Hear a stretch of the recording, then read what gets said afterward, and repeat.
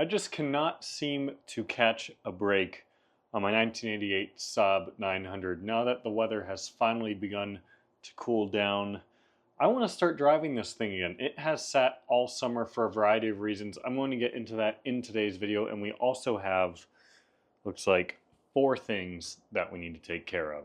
This car has been sitting just about all summer. The main reason for that being, and you might remember, at the beginning of 2024, I did a video on rebuilding the AC system in this car, and well, the AC has just stopped working. And we are not going to diagnose that in today's video. I have done a lot of work off camera trying to figure out what the cause could be. I think it's just low on pressure.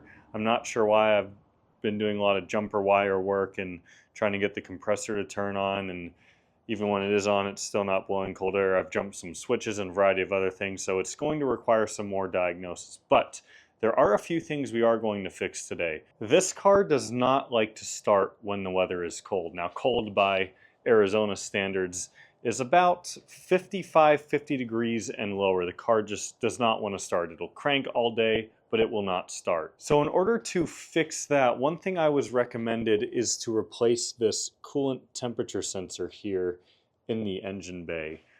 This is just a little temperature sensor that plugs into the cylinder head. I got a new one off eSaab Parts for like $10. It's a Bosch part. Now additionally, when the engine is cold, it also has a very rough idle.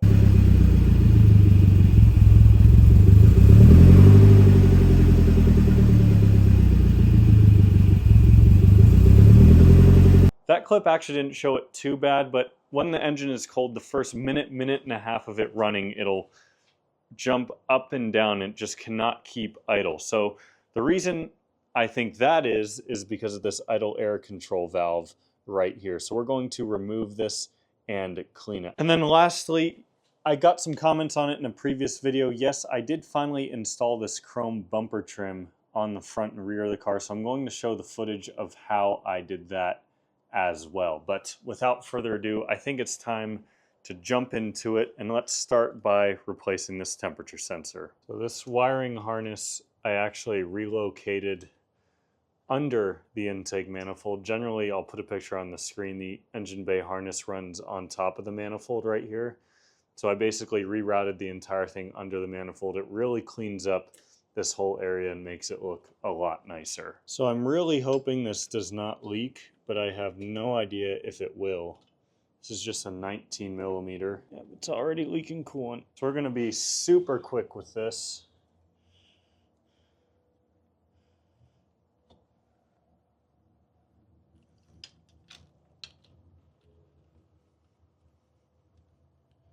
It like squirted out a bit and then it just kind of stopped, but I definitely heard a lot of coolant hit the ground. So hopefully we didn't make a gigantic mess in the engine bay by doing that. I did catch a fair amount on this rag. Just tighten that down. Plug her back in. Awesome. Our idle air control valve is just held in by this clamp right here, and then there's 2 hoses, so we'll disconnect that.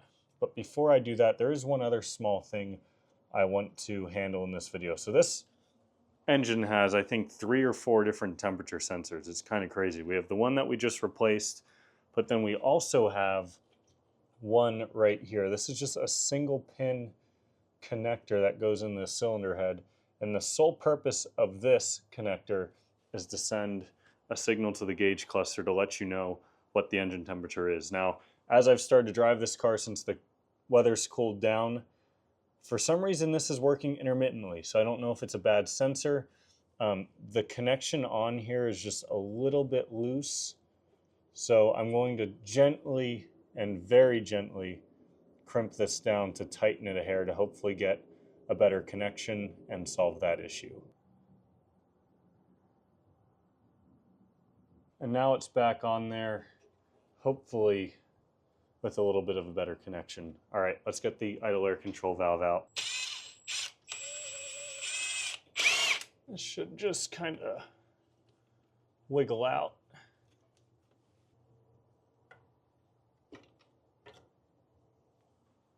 There we go. The idle air control valve is pretty simple. There's a way for air to come in and a way for air to go out. Really, how we can clean this, I'm going to slide this rubber boot off and basically just get in there the best I can. You can use brake clean. I'm going to use some mass airflow cleaner. So you can hear that shaking around in there.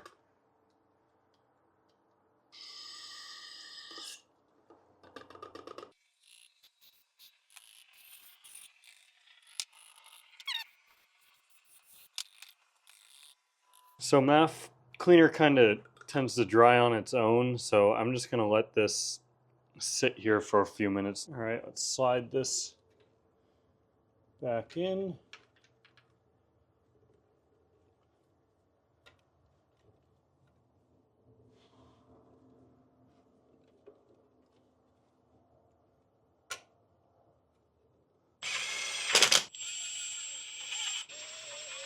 All right, there we go. All back together. At this point, we just need to wait. It's not quite cold enough out to really test to make sure these solutions worked. So I'll catch up with you all in a couple days when the weather is cold enough. This car does still have its leaks that it's had since I completed the engine rebuild, and hopefully we'll have more on that later this winter. Let's tackle this bumper chrome. Should be super easy. This is just some generic stuff you can buy. It's not too expensive. I had this sitting here since I restored my bumpers probably a year and a half ago, and it's just been naked ever since with those holes open, and it looks really ugly. So we're finally going to be fixing that. This is just some generic chrome stripping. You can see it has double-sided tape on the back. Now, if you want to be perfect and do it like the factory stuff is installed, there's these little squares cut out at either end of the chrome. Here's the old pieces that I kept for reference. And then all these clips that hook into the bumper to hold the chrome tight. Obviously this stuff didn't have double-sided tape on it or adhesive from factory, so this is going to work great. We won't need any of this stuff. We won't need to do any cutting outside of cutting this to length. We have two pieces on the front bumper. We have a small piece on the side bumper there, a piece on the rear bumper, and then this huge piece that goes the whole way around the rear. So I've got this all measured out.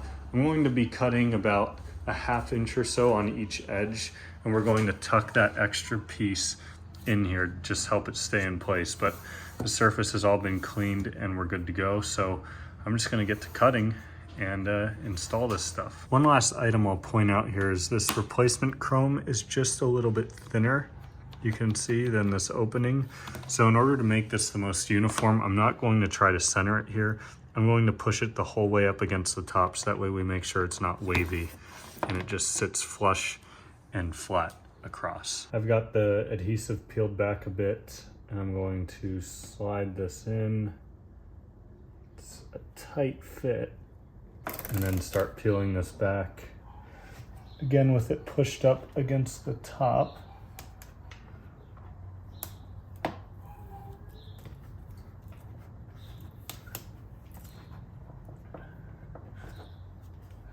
Now that I'm down towards the end, I'll peel this back, tuck that in.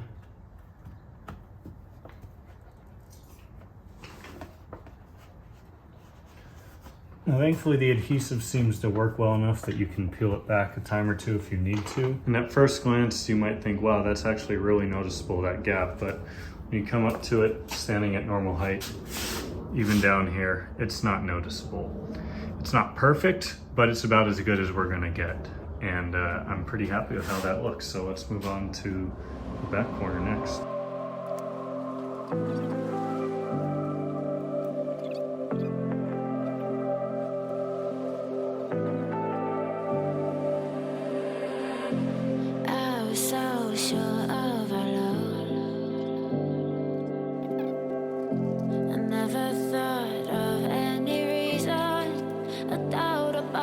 Back bumper is a bit tricky because it's all one huge piece the whole way around. I measured about 74 inches with, some space on either side, so that's what I've cut. Let's do it. Take it easy, take it it slow. We ended up just like before. So take it easy, take it easy. Thought that I could keep it low. Super happy with the result of this, and this was a very, very easy job. Kind of annoyed I waited this long to do it, but it's all just formed perfectly as it should be around the bends. This just adds some much needed contrast to the outside of this car.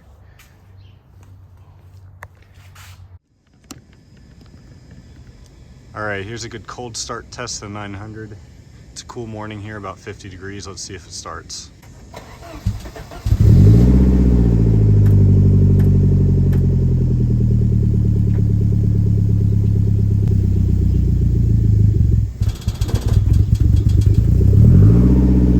Well, you can tell we got one issue fixed, but that idle issue is clearly not fixed on cold start.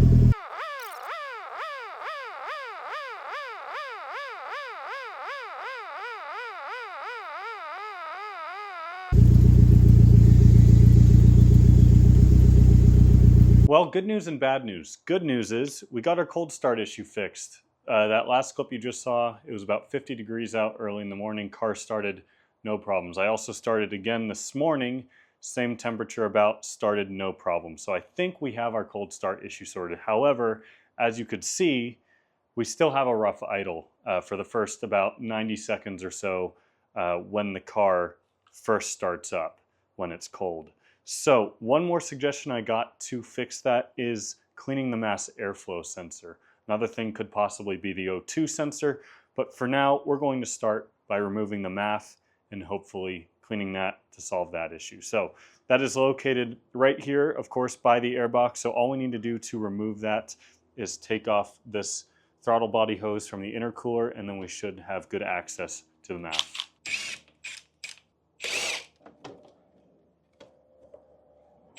And the MAF is just held on by two clips on the airbox side and one electrical plug.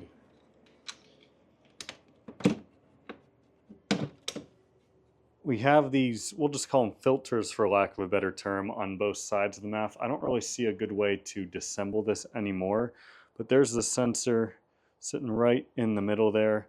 So let's blast that thing with some MAF cleaner.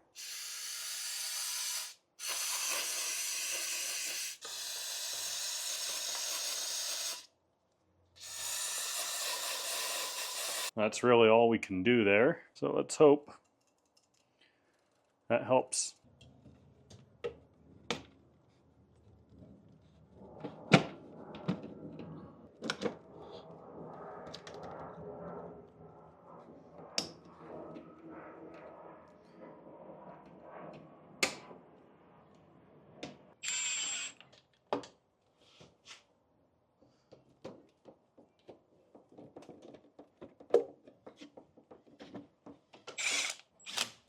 All right, let's hope it starts up and idles a little bit better.